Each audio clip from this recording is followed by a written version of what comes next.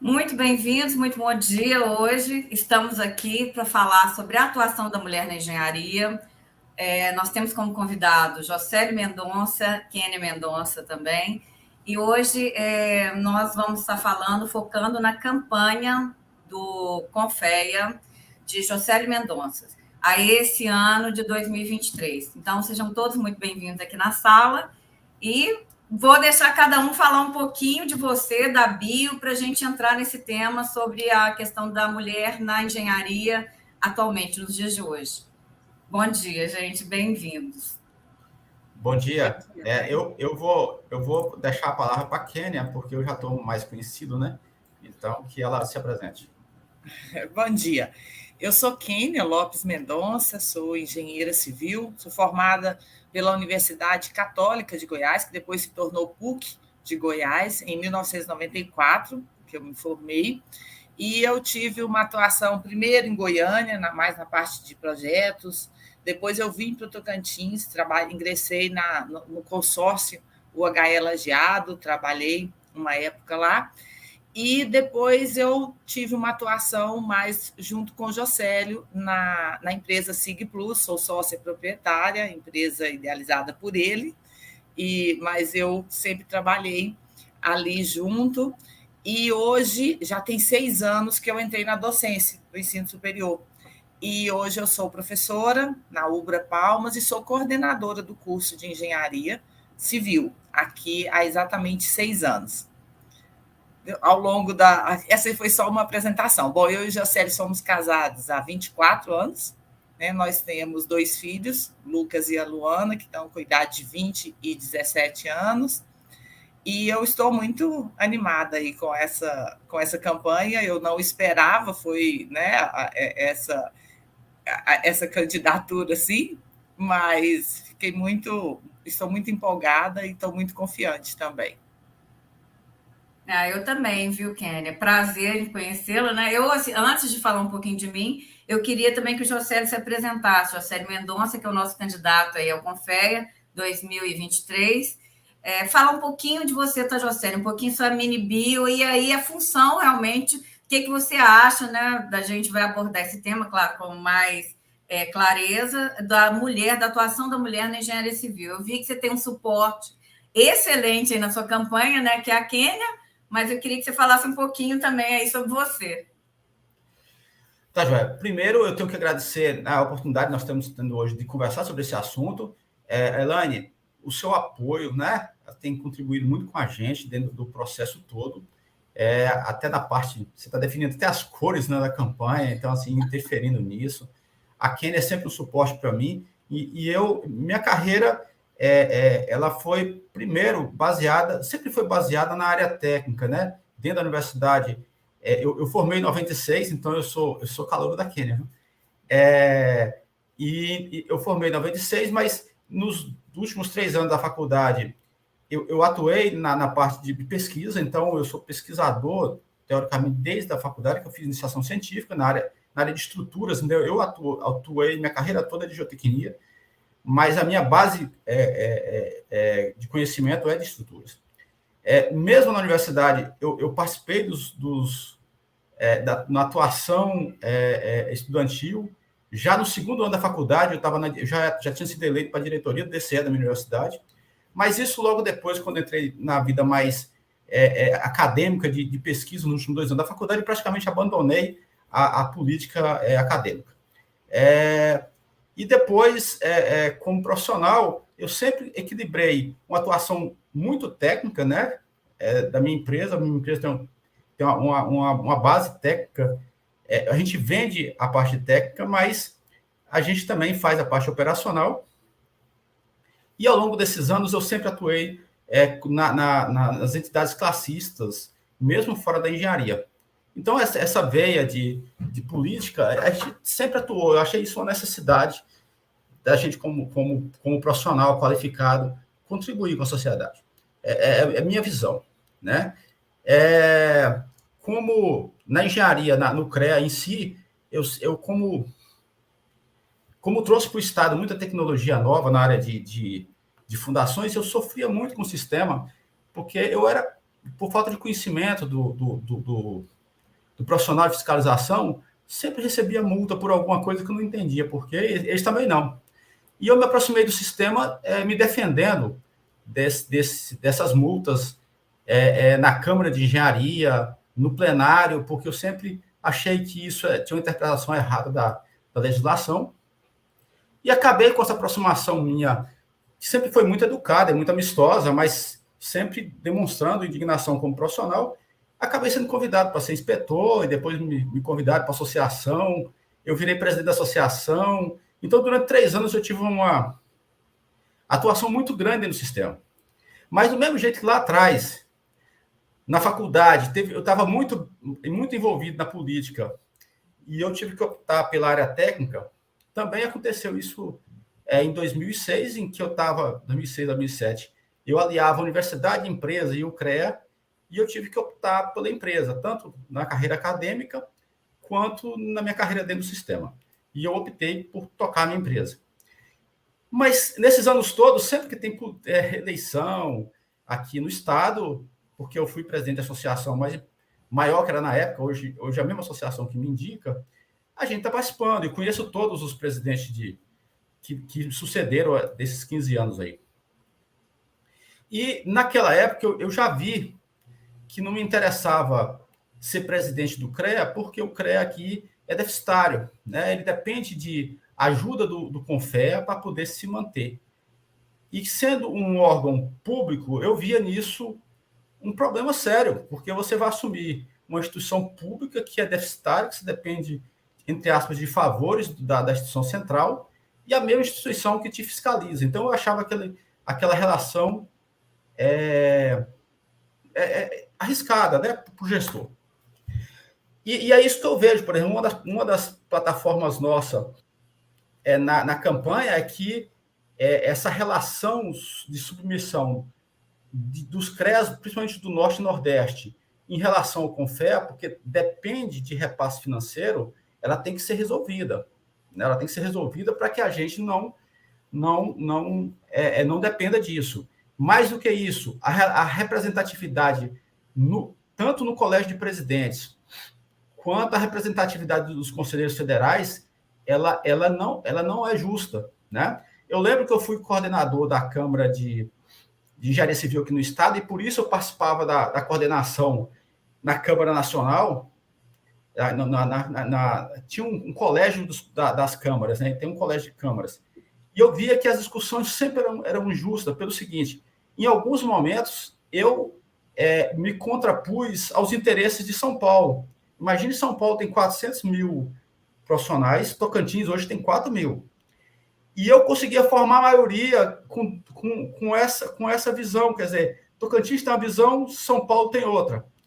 São Paulo tem 100 vezes mais representados do que o Tocantins.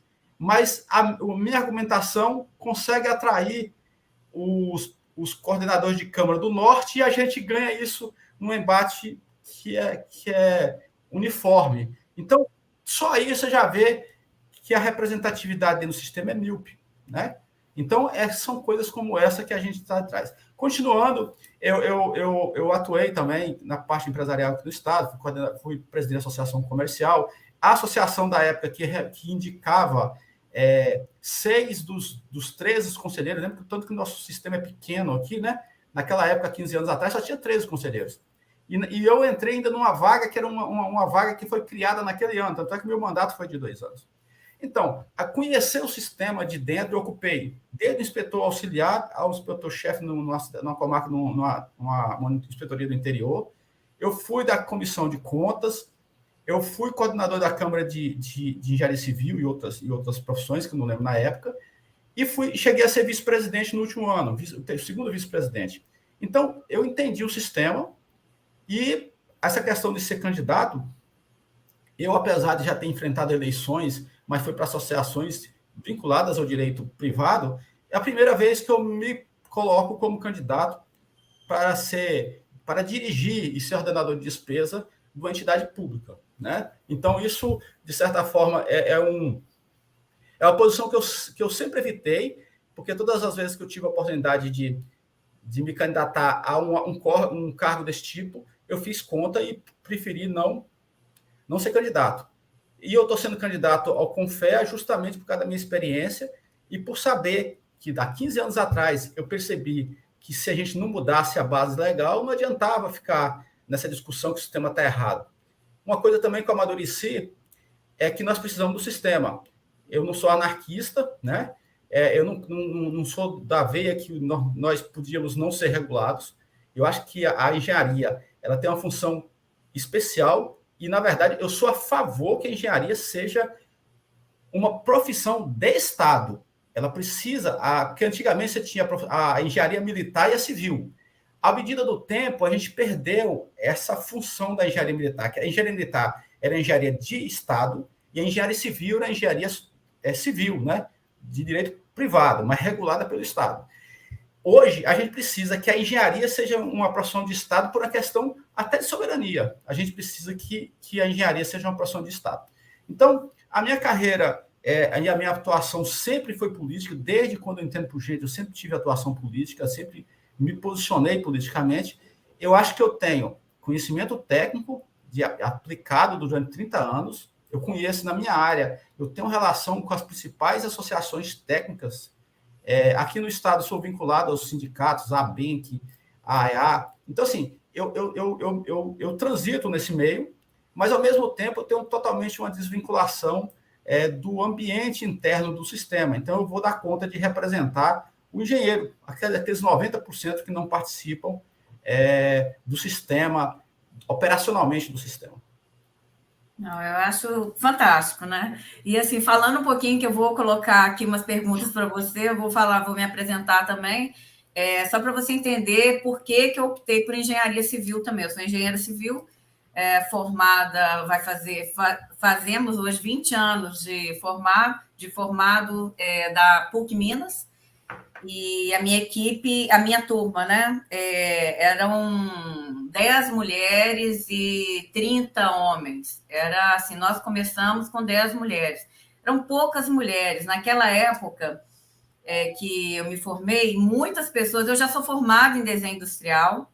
Ok, ainda você está muda, viu? Se você estiver falando, você está muda. Então, olha só. Não, eu não estou falando, eu estou só sorrindo. Depois eu levanto a mão aqui. Então, tá bom. O que acontece? Eu sou formada em desenho industrial, eu queria muito passar para arquitetura, mas eu optei na época por fazer esse curso novo de design. E tinha marketing, né? Então, eu me sobressaí no curso, dentro do curso, ganhei aí primeiro lugar num prêmio da Coca-Cola, com designer, depois ganhei, me expus, né? Fiz alguns projetos em exposição na IBM, é o espaço que a gente tinha naquela época, com produtos de design que eram concorridos dentro da universidade, dentro da faculdade, que a gente ganhava. Na época era a UENG, tá? Que é a Universidade Mineira, Estadual de Minas Gerais. Só que eu não estava satisfeita, então eu queria trabalhar com algo de projeto, com algo além. E aí eu falei para os meus amigos na época... falei, olha, gente, para o meu namorado também. Falei, olha, eu estou querendo disputar, né, vestibular de novo, vou entrar de novo para engenharia. Não faço, não.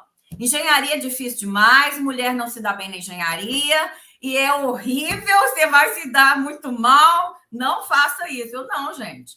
Eu quero engenharia civil, porque o campo é amplo, eu tenho opções, né? Eu posso atuar e vai ser uma situação muito melhor do que ficar restrita, confinada a uma situação única que o campo de design ele não estava favorável naquele momento. E eu queria, né? Sempre gostei de projeto, já estava no sangue, não tinha jeito. E aí, nisso, eu tentei vestibular, eu desacreditei de todo mundo que estava me falando que não ia dar certo. Eu entrei no cursinho novamente para me atualizar, atualizei durante aí 3 meses, fiz vestibular, passei numa colocação excelente dentro da PUC, mas ainda estava com aquele medo, né? Porque todo mundo falando tanto na nossa cabeça que não é coisa para mulher. Engenharia é uma profissão masculina. E eu já tinha o meu irmão, né, que era engenheiro civil, formado pela PUC, e ele já tinha uma construtora. Então, assim, eu falei, bom, de todo jeito, se eu não conseguir trabalho em outras construtoras, eu trabalho na do meu irmão, eu vou fazer estágio na do meu irmão, né? Então, eu não estava com medo do mercado, né? Porque a minha intenção era essa, olha, eu faço estágio e vejo, né? Eu sinto a temperatura aí do mercado para entrar realmente depois como profissional. E aí eu fiz a PUC, fui bem classificada, passei uma turma muito masculina, tinham poucas mulheres, que era o contrário de design de produto, que era a primeira faculdade. E aí eu fiquei assim, nossa, são disciplinas que altamente voltadas para matemática. Aí cheguei para o coordenador de turma, falei, será que eu vou dar conta? Marcos, me dá uma luz, né? Porque eu estou vindo de uma faculdade que a gente desenvolve a ver artística, não tem nada a ver com cálculo, embora eu já tinha feito estatística dentro da faculdade. Ele falou, não, eu acho o seguinte, isso que me incentivou a continuar o curso. Tudo que você se dedica, você se supera. Então, não fique preocupada com o cálculo, não fique preocupada. Tanto foi assim a minha inspiração, e durante a vida acadêmica, eu consegui entrar para o PET, que é um programa específico da CAPES. Então, são os melhores alunos da engenharia que conseguem entrar nesse programa. E eu me sobressaí e consegui entrar nesse programa do PET. Então, assim, fiquei muito feliz, adorei, abracei a engenharia, depois entrei para a área de pesquisa, né, dentro do PET, e nisso aí eu só fui me apaixonando mais pelo curso e conseguindo ter coragem, né, e saber que o lugar de mulher é onde ela quiser. Os meus colegas de turma, eles me colocavam também, sempre me pediam auxílio para estudar, para vocês terem ideia. Eu auxiliava fazendo monitoria às vezes. Então, eu fui acolhida. Então, a gente não sentia aquilo dentro da turma, que mulher é excluída, dentro do acadêmico, né? Mas o mercado, isso é que é interessante. Depois que você se forma, o mercado ele não te dá muita credibilidade. Então é isso que assim é a bandeira, né? Que eu gostaria que o Jocelyn falasse também, que é a bandeira que a gente está levantando aqui na campanha. Hoje eu ajudo, né, na campanha do Jocelyn com muito prazer. Como eu tenho essa formação de marketing, entender um pouquinho aí que eu posso ajudar, eu sempre, né, falo, gente, a gente tem que focar naquilo, tem que focar nesse outro detalhe, que são detalhes, né, importantes. A gente pensa que não, mas são detalhes importantes, né? Todo detalhe é importante. E a minha bandeira é muito a bandeira da mulher realmente ser aceita e ser incentivada dentro do mercado, ser acolhida dentro do mercado. Porque hoje eu vejo muitos depoimentos de mulheres que não se sentem seguras para estudar engenharia. E eu acho que isso tem que ser derrubado. A gente tem que tirar esse paradigma e falar assim, não existe um local que você não, uma profissão que você não possa exercer. Eu acho que o mercado ele tem que ser aberto e acolhido para todos. E nós temos que ter credibilidade. Porque quando a gente entra numa obra, ou quando a gente vai conversar com um mestre de obras, nós temos que ter credibilidade. A gente não tem que ter aquela sensação que eles não nos respeitam em obra, tá? Eu também já tive uma experiência em obra que não aconteceu isso, mas assim, também estava na consultora do meu irmão, né? Lá todo mundo me respeitava, eu senti muito acolhida e gostaria que todas as mulheres, embora entrassem em qualquer obra ou qualquer discussão, né, técnica, fossem respeitadas e acolhidas, né, no seu ponto de vista, que é o que eu não vejo, infelizmente. Mas aí eu vou deixar já essa discussão, vou trazer essa discussão aqui para os três aqui, para a gente conseguir ver qual que é o ponto de vista de cada um também e o que a sua campanha, Jocelyn. Eu sei que nós estamos nos bastidores, mas assim, nossa bandeira é forte nesse aspecto, tá? Ressaltar a mulher e valorizar na engenharia civil, para ela ter, pelo menos assim, ser igual. Nós não queremos ser superior ao homem, nós queremos um tratamento igualitário, né? E é isso aí que eu acho muito importante, por isso que eu abraço essa campanha, né? E eu acho que tanto a sua quanto a do Jefferson também, porque vocês trazem a importância e a valorização da mulher na engenharia em todas as engenharias, né? Não só na civil, em todas. Aliás, desculpa, na engenharia civil, né? Focando aí, já que você falou da militar para civil, né? Mas nas engenharias aí, abraçando todas. Bom demais ouvir você, o seu depoimento, né, Elaine? E eu até destaquei algumas coisas. Você comentar, e é tão bonito você comentando que no começo você foi desencorajada, né? Não é lugar de mulher e tal, vai ser muito difícil, e ao final você fez um curso e ainda foi premiada, né? Ficou como melhores alunas, foi muito bem recebida no curso, né? Como eu sou professora e eu vejo isso hoje, sabe? Eu vejo em salas de aula os alunos não têm, os colegas, né? Não tendo muita dificuldade realmente em aceitar e entender as meninas e as mulheres no curso pela dedicação mesmo. Então, assim, então, com certeza elas levam o curso em pé realmente de igualdade. Não existe diferença, né? Digamos assim, de você olhar para uma turma como professor, por exemplo, e ver diferença, ou entrar numa sala e pensar assim, não, as meninas não vão dar conta dessa disciplina. Não existe isso, né? Então ali as meninas dão conta de todas as disciplinas. Mas você comentou algo que, às vezes, é uma característica até estrutural mesmo. Então, no mercado, não só na área de engenharia, mas em muitas outras áreas, a gente acaba vendo de vez em quando ainda, infelizmente, aquela pergunta, né? Você é casado, você tem filhos, e aí se tem filho já olha assim, ou se está ainda em idade que vai engravidar ainda e vai ter algum problema, né? Infelizmente, ainda existe isso em alguns critérios, né? Mas realmente é uma responsabilidade, eu acho, e eu tenho certeza que o Josélio vai encarar isso de uma forma muito interessante. Ele convive com mulheres engenheiras, né? Estamos aqui há 24 anos juntos, eu sendo engenheira, e ele tem também 2 irmãs engenheiras, né? A engenharia está na vida dele com mulheres, então, com certeza, a irmã dele, que fez engenharia logo depois dele, deve ter sido, e com certeza foi um incentivo, e talvez ela tenha visto também como você fez, né, vendo o seu irmão, né, e ela também, inclusive, ela também fez a mesma faculdade, na Federal de Goiás, dele. Isso é extremamente interessante e, com certeza, tem que continuar sendo dado esse olhar. Por quê? Porque o que se espera na engenharia é que hoje as meninas que se interessem por engenharia não ouçam mais esse desencorajamento que você ouviu um dia, né, Elaine? Tipo, não é admissível que em pleno século XXI alguma menina que esteja fazendo ensino médio hoje com 16, 17, 18 anos e pense em fazer engenharia e ouvir de alguém falar, nossa, engenharia não é para mulher, engenharia é mais masculino, não dá mais, né? Não é viável que se escute isso.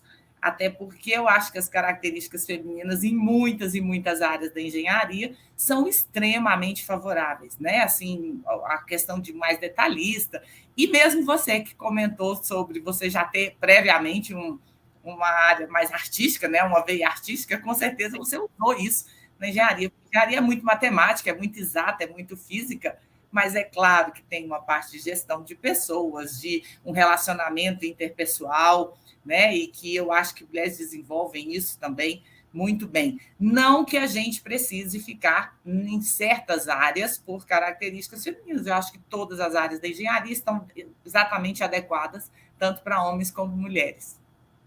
Concordo plenamente, Kênia, concordo plenamente. E assim, esse engajamento feminino eu acho muito importante e para as futuras gerações aí que se arriscarem entrar em qualquer mercado de trabalho, para que elas consigam essa inserção e consigam enxergar que o futuro, a profissão, entendeu? Tudo ela é igual, os gêneros eles têm que ser aceitos, entendeu? Independente, né? O mercado ele não pode ser seletivo, né? A gente não pode criar uma profissão única, exclusiva, porque é o que eu falei, né, inicialmente, quando eu conversei com o coordenador do curso, tudo, e ele me respondeu, tudo que você quer, você cria habilidade, se você se empenha naquilo, e é verdade, se você tem um foco, se você tem uma predisposição, um gosto, que seja, para determinada área, se você se dedicar, você vai conseguir habilidades ali. Entendeu? Então, é uma questão de dedicação, realmente. Falar assim, ó, eu não consigo, isso não existe. Não, isso pode ser riscado do dicionário. Né? E assim, agora, José, você viu assim, o nosso bate-bola aqui, né?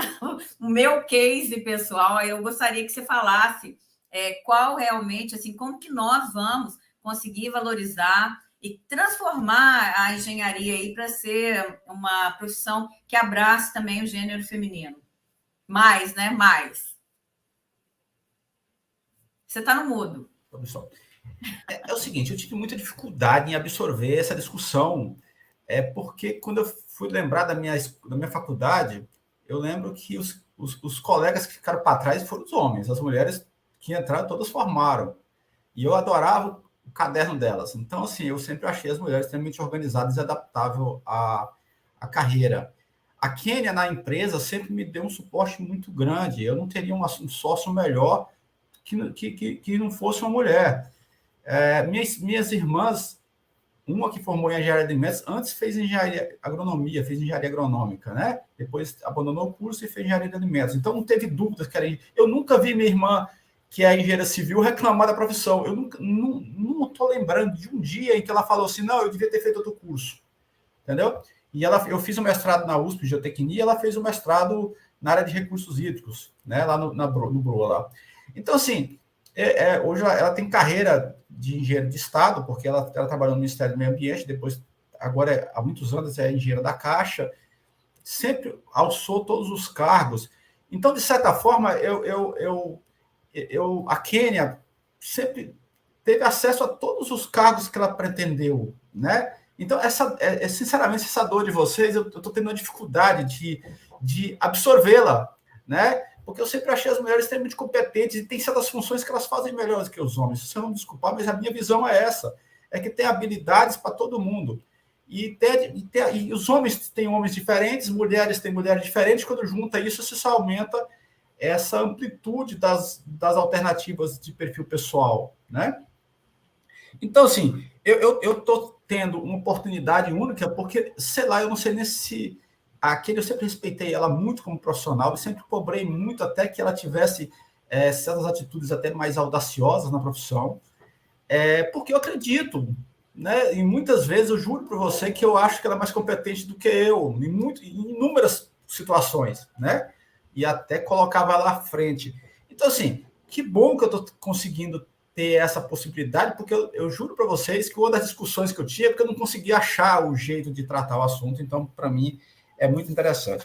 Então, assim, eu vou falar um pouquinho aí da Kênia. A Kênia, ela não teve essa oportunidade de tomar a decisão de fazer engenharia civil, porque ela passou no vestibular de engenharia aos 14 anos, formou aos 20. Então, talvez para ela, por ser tão nova na profissão, e a Kênia, antes de 17, já apresentava trabalhos científicos na USP. Então, assim, antes do 18, precisava de autorização. Então, para ela, é tão dentro da vida dela a engenharia que hoje, na idade que ela está, talvez ela queira até viver outras experiências, porque ela ocupou todas as posições que a engenharia podia dar para ela, né? Então, ela trabalhou em grandes empresas, hoje é coordenadora de um curso mais antigo do estado aqui, que eu ajudei a fundar 20 anos atrás, e está nesse curso há 6 anos, e recebe todas as homenagens. Então, assim, eu olho para vocês e falo, vocês são sucesso. E aí você fala, não, mas eu gostaria de ser mais. Eu falei, mas eu não dou conta de ser mais do que vocês são. Então, essa é a minha dor é entender por essa situação, né? Então, é muito interessante ouvir dessa forma organizada, porque muitas vezes, numa conversa normal, a gente não chega a ouvir esse argumento todo. O que eu sempre, como engenheiro, eu sou um engenheiro que tive uma carreira diferenciada porque eu gosto muito da área de humanas, gosto muito do direito, eu gosto muito do argumento. Se você for pegar minha dissertação de mestrado, é a dissertação que tem lá quase 200 páginas e que tem um software anexado com 17 mil linhas. E eu coloquei 2 equações. O resto é argumento. Tem 2 equações numa dissertação que tem um software anexado 17 mil linhas. Então, eu podia ter enchido ela de equações. E eu acho que essa questão da comunicação é extremamente importante. O que eu posso falar para vocês é que eu acho que, do meu ponto de vista, né, que existe um espaço extremamente grande para a mulher. Esse espaço tem melhorado muito com acesso ao conhecimento, porque muitas vezes você conhecia de engenharia, você tinha que ir para dentro do front, lá para dentro da obra, para viver isso. Hoje a gente consegue, você não precisa mais ir na obra para planejar, você entra no Google, planeja acesso, planeja um monte de condições, as condições estratégicas da obra, elas são definidas fora da obra, não precisa mais daquele contato. E dentro do projeto que a gente está colocando, a gente vai fazer uma reestruturação do sistema e a gente está olhando porque hoje o sistema, as mulheres estão dentro do sistema, né? Quando a engenharia foi pensada, ela foi pensada o seguinte: a engenharia militar não atende a sociedade, então vamos criar a engenharia civil. Então toda a estrutura da engenharia ela é hierarquizada. Dentro da engenharia, quando o chefe manda, o que a gente faz? A gente discute ou a gente cumpre?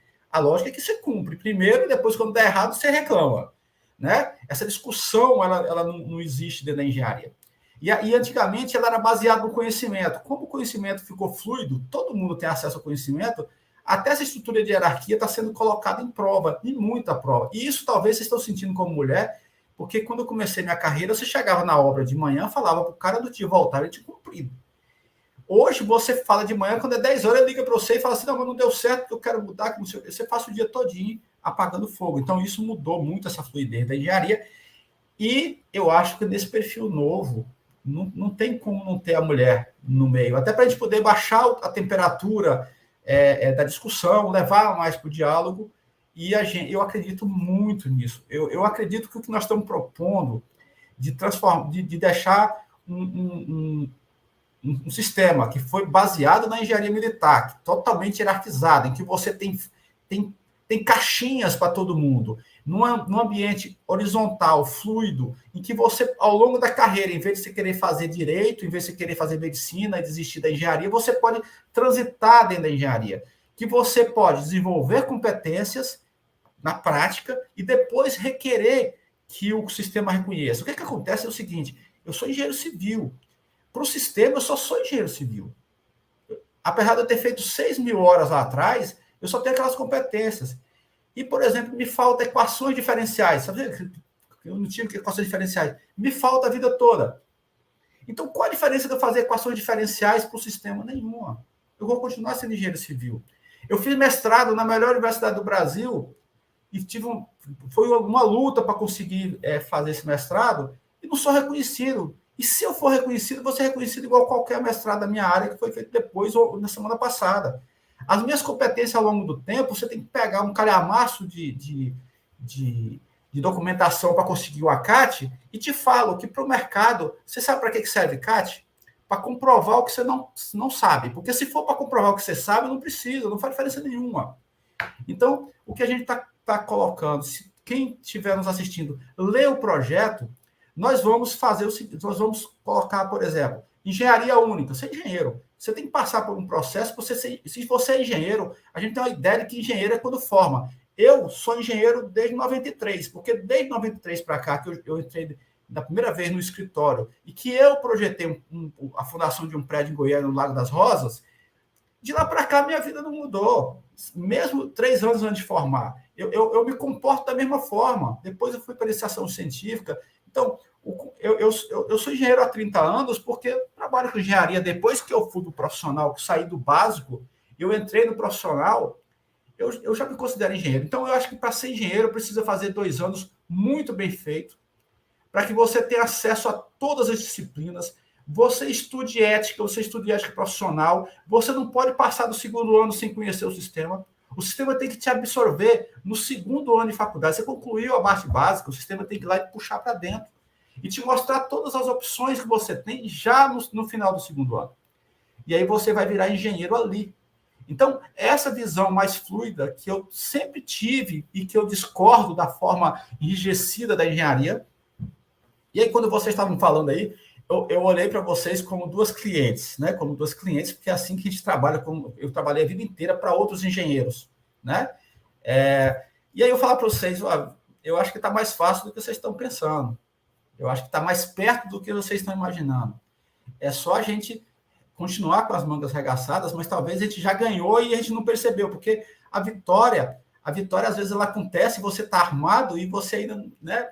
já está no melhor momento. Então, eu quero levar para vocês a boa notícia. A gente tem um projeto que nós estamos finalizando hoje, de um marco legal, que, quando ele foi construído em 66, quantas mulheres tinha na engenharia? Agora nós temos pelo menos aí 20%, 30% de mulheres, e se a gente for olhar a absorção dessas mulheres na profissão, comparado com o volume de homens formados e o volume de mulheres formadas, eu não sei se o aproveitamento percentual não é maior hoje de mulheres, e principalmente em certos cargos. Quem é coordenadora do curso de engenharia civil mais antigo do Estado, né? E ela é a coordenadora mais longeva no curso. E ela é a que mais recebeu homenagens. Então, sinceramente, eu não dou conta de ver com a perspectiva de vocês. E talvez vocês vendo com a minha, a gente descubra que nós estamos muito mais perto dessa universalidade do direito da mulher.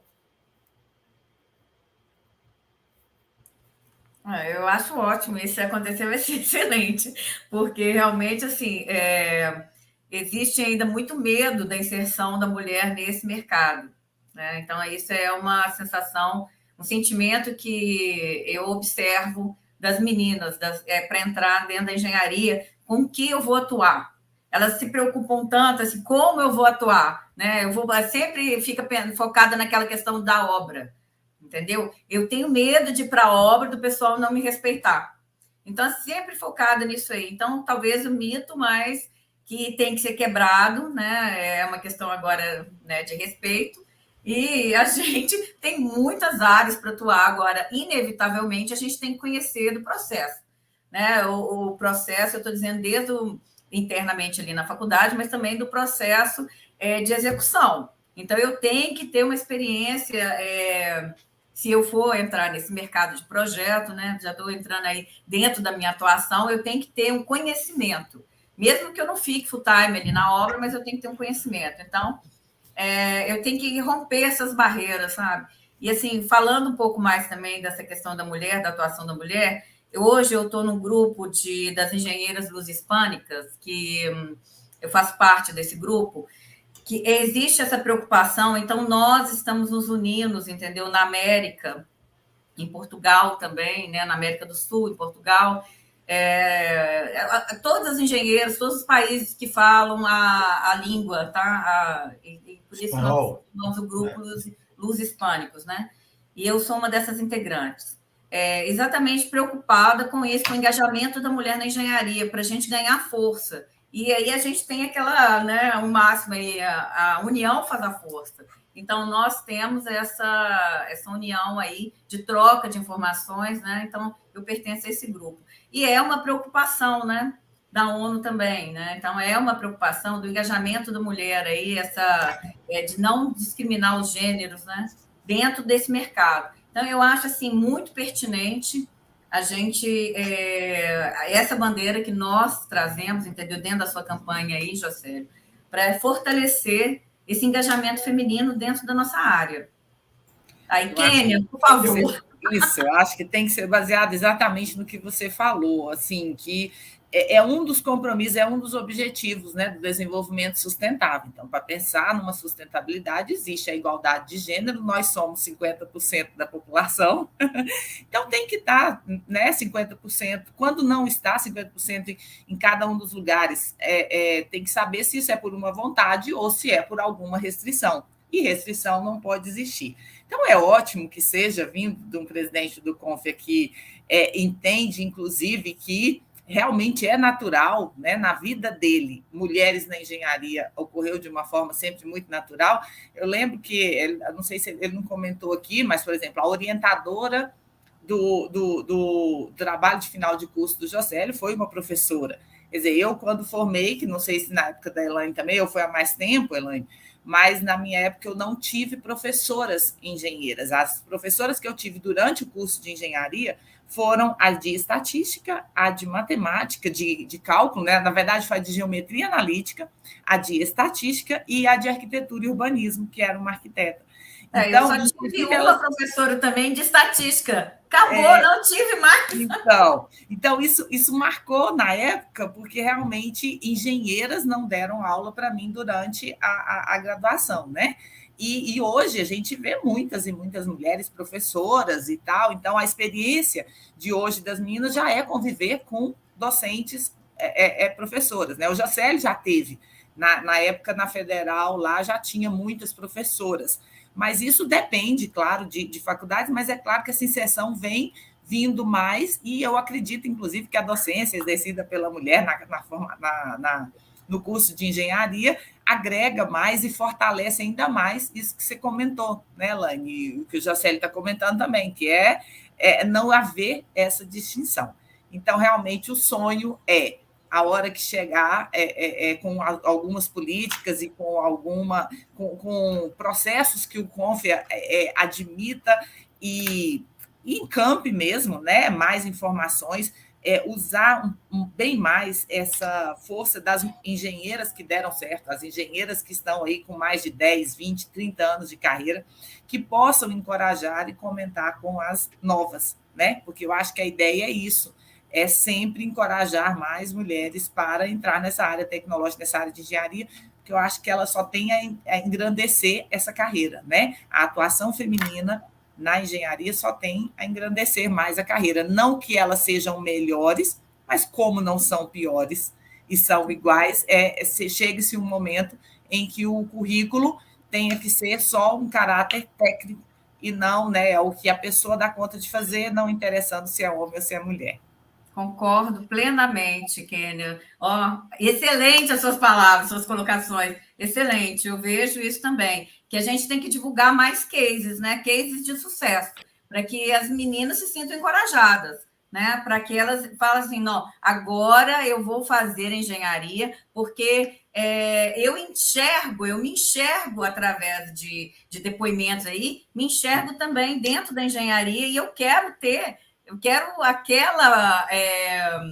aquela ascensão, né? Eu quero ter aquele apoio, né? E aquela recepção dentro daquela profissão que eu escolhi. Eu quero ser tratada daquela maneira, é isso que eu quero dizer. E acaba que as pessoas se identificam mais mesmo. É claro que uma menina, uma moça, ela vai ficar um pouco mais tranquila em verificar, em analisar a carreira dela, se ela consegue visualizar uma engenheira de sucesso, né?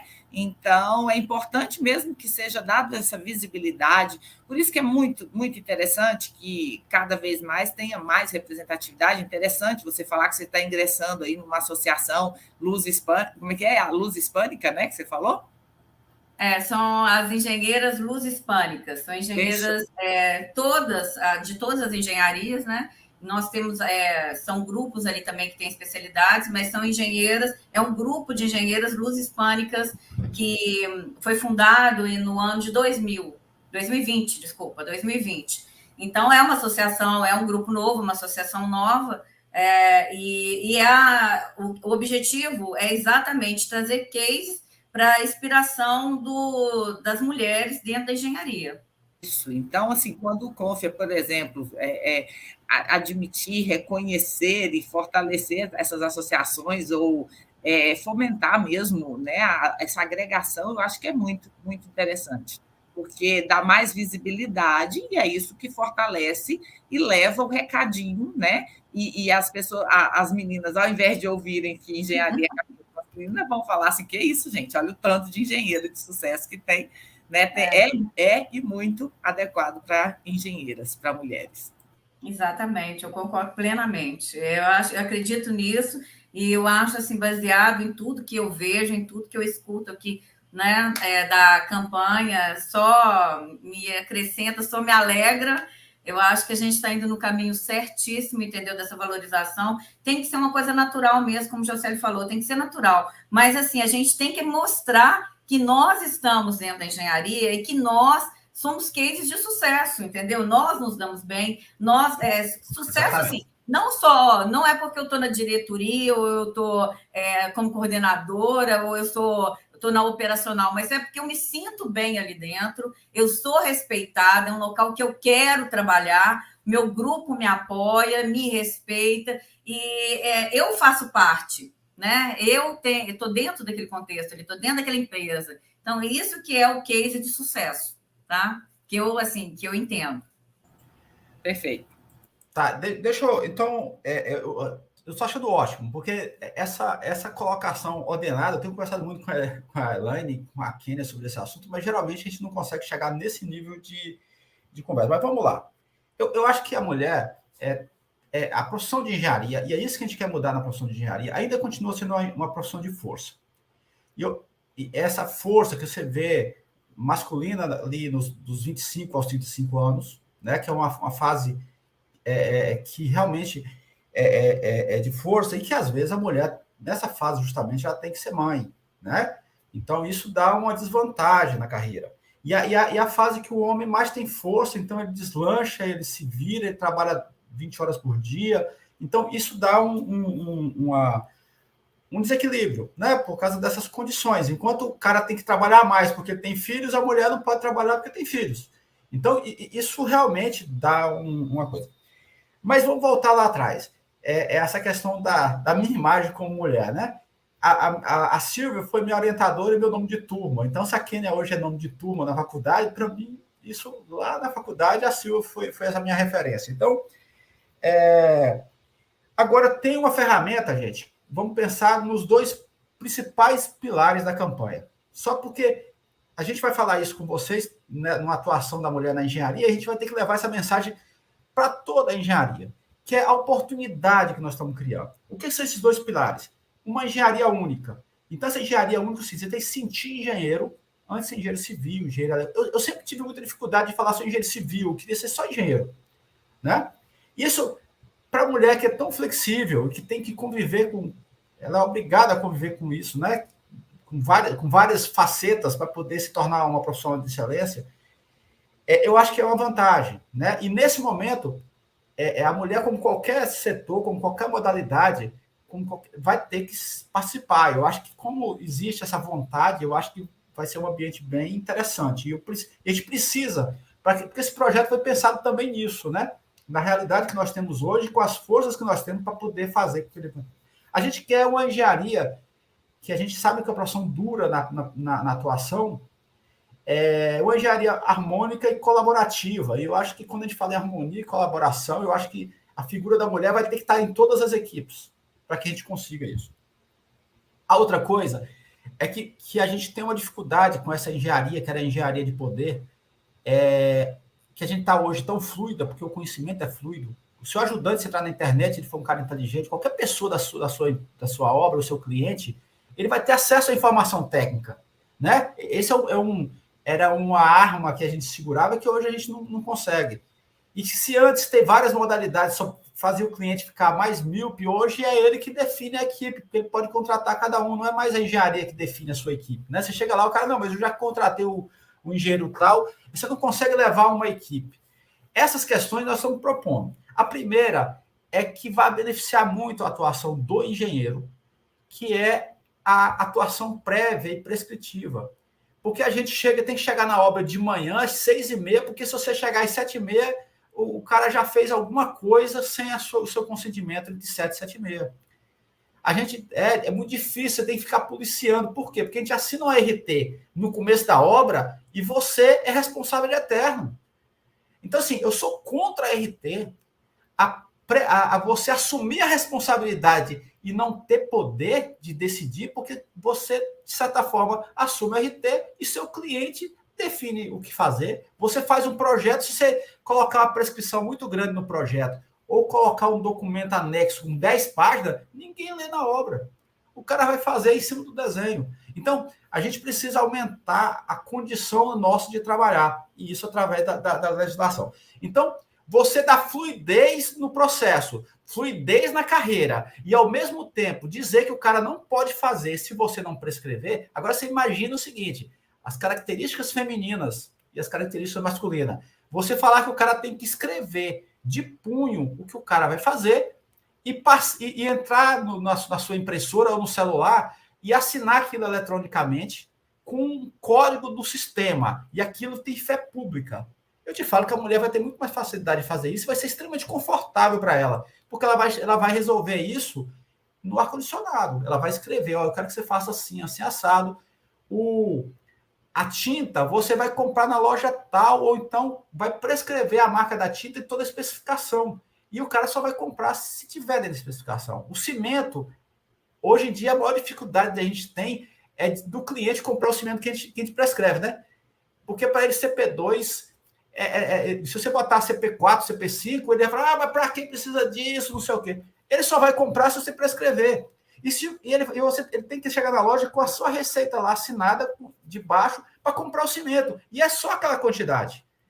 Entendeu? Quando acabar, é essa lógica que nós temos que levar. Hoje, por exemplo, eu fui comprar essa semana para a Luana um remédio, Riforcina. Não se compra mais sem receita médica. Você consegue acreditar que você não compra mais Riforcina sem receita médica? E por que a indústria da construção civil não entendeu tanto que isso é interessante para a indústria da construção civil? Que ela tivesse atrelada o produto à prescrição do engenheiro. E o que acontece? Hoje, por exemplo, eu fiquei revoltado com uma matéria da Isto É, e até procurei meus advogados para dar direito de resposta, que falando que está faltando 500 mil engenheiros no Brasil. Isso é uma reportagem, entre aspas, né, gente, criminosa, porque tem 500 mil engenheiros no Brasil precisando que ele diga para ele o seguinte: o que é que você estuda, onde é que você vai fazer, como é que você qualifica com CREA, com tudo, mas não tem uma carreira decente, não tem um ambiente de trabalho decente. A gente tem 500 mil engenheiros no Brasil que não estão trabalhando hoje. E aí, se você precisar desse engenheiro, me diga. Mas não pode ser, por exemplo, eu sou um cara de 50 anos que me considero muito qualificado, ninguém me oferece um emprego de mais de 10 mil. Só que minha vida, com 10 mil, eu não dou conta de... Se eu cuidar das minhas coisas, eu ganho mais, eu deixo de perder mais de 10 mil por mês. Então, um emprego de 10 mil, que você tem que cumprir horário, que você não pode atender o celular, ele praticamente não se paga, no meu caso. Entendeu? Qualquer profissional de alto nível não tem como manter uma vida aos 50 anos com família com 10 mil reais. Não tem jeito. E aí você, para começar, o cara vai querer que você comece, não tem um plano de carreira. E essa questão do plano de carreira, por exemplo, eu estava comentando ontem aqui, que assim, como a gente não tem isso no sistema, o sistema, por exemplo, como é que se contrata um engenheiro? Quais são as provas que você tem que fazer? Porque o CREA não reconhece nenhuma pós-graduação. O sistema não reconhece, você anota lá, mas aquilo não te dá nenhum grau. A única coisa que te vale é a graduação. Pra você, depois que a 1010 não foi implantada, nem como adicional na sua competência vai.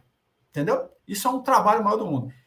Se você não faz isso, outra coisa que eu acho que pressiona a juventude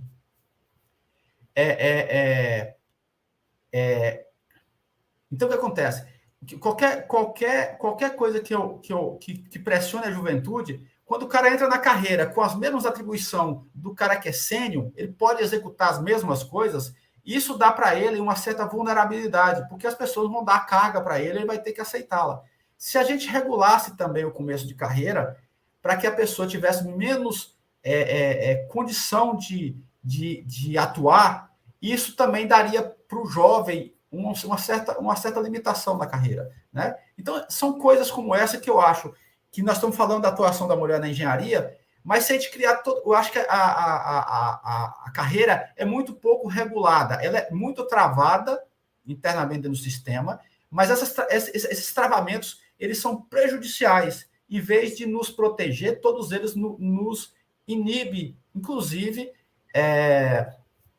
a questão de você absorver. Por exemplo, a gente tem muito poucas, por causa desse ambiente, a gente tem muito pouca criatividade na carreira. A quantidade de anotações no NPI de engenheiro civil é muito pequena. E de engenheiro de uma forma geral. A gente vê muito mais leigos anotando no NPI do que engenheiros.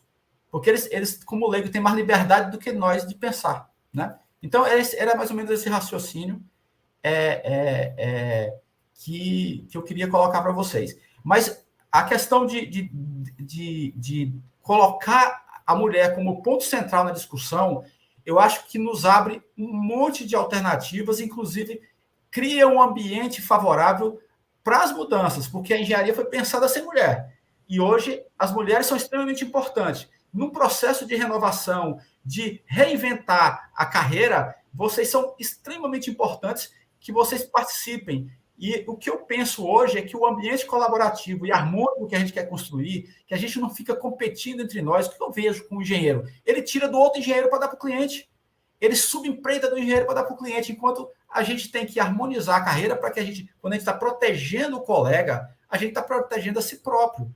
Quando a gente não subcontrata de uma forma, baixa o preço e depois subcontrata, dando menos vantagens para o colega, nós estamos diminuindo o nosso valor no mercado. E esse ambiente de colaboração, de harmonia, não precisa, o engenheiro não precisa saber tudo. Porque a gente vê muito a juventude correndo para saber mais, para saber mais. Quanto mais gente sabe um determinado conhecimento, você tem mais oferta e você baixa o preço.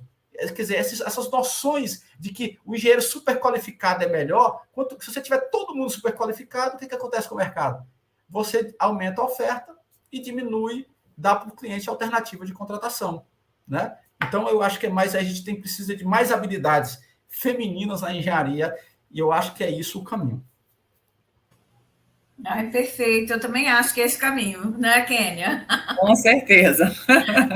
Gente, agradeço muito, né, a participação de vocês, e eu gostaria assim, de abrir aqui para as considerações finais, que a gente tem aqui 4 minutos, né, para a gente fechar. Então, aí, Kênia, Jocélio, as considerações finais mesmo, o que vocês querem resumir aí ou concluir para ficar aí registrado no YouTube e outras pessoas que elas possam estar visualizando e compartilhando também sobre a campanha aí do Jocélio, né, do Confea 2023. Elaine, eu fico muito agradecida, né, do convite, e eu estou muito feliz também de estar aí junto com o Jocélio nessa campanha. Eu acho o nome dele um nome extremamente interessante para a presidência do Confe. E uma hora que ele comentou no nome da Luana, aí, Luana é a nossa filha caçula, né? Então, eu lembrei que a gente vai ter, sim, um presidente do Confe, todo mundo pode ficar tranquilo em relação a isso, de que vai ser um presidente engajado nessa história de que engenharia é para mulher, porque ele está um pouco ainda contrariado, porque ela vai fazer vestibular e não vai ser para engenharia, porque por ele, né, já tinha nascido para seguir também a engenharia. Então, eu acho que o pai indica uma profissão para a filha, ele está enxergando que é para ela ser feliz, porque não tem outro detalhe que possa identificar mais isso, né? Então, assim, eu acho que ele num cargo tão expressivo, né, quanto a presidência do Confea, com certeza todas as ações vão ser pautadas num raciocínio como esse, né, que é o raciocínio de que é lugar de mulher também a engenharia, como é qualquer lugar que ela quiser. Obrigada, tá? E ao Jocélio, que eu desejo é realmente muito boa sorte e que a mensagem dele consiga chegar a mais pessoas e que ele consiga ir lá para a presidência do Confea. Jocélio, com você, então, aí, para se despedir e para fazer suas últimas considerações. E eu também penso do mesmo jeito, viu, Kênia? Eu vejo já que, assim, já ganhou, já venceu, tem meu voto, tanto é que eu estou empenhada dentro da campanha. Aí, só sucesso. Elaine, eu agradeço muito aí a oportunidade, a sua condução. É um prazer, eu tenho uma admiração muito grande por você ainda, né? Aí nos ajudando na campanha em Minas Gerais e no Brasil. Essa relação me faz ter um carinho e um respeito muito grande por você. A Kênia eu conheço há mais de 30 anos, né? E sempre admirei ela muito como pessoa, como profissional. E para mim é uma satisfação ter a oportunidade de dialogar com vocês, escutar vocês num ambiente como esse, né? Porque essa questão do online, de você poder fazer uma discussão desse tipo, faz com que nos obrigue, né, a ouvir a conversa inteira, não tem outra forma. E eu estou muito feliz. Essa arrancada nossa de discutir a atuação da mulher na engenharia vai enriquecer muito a nossa campanha.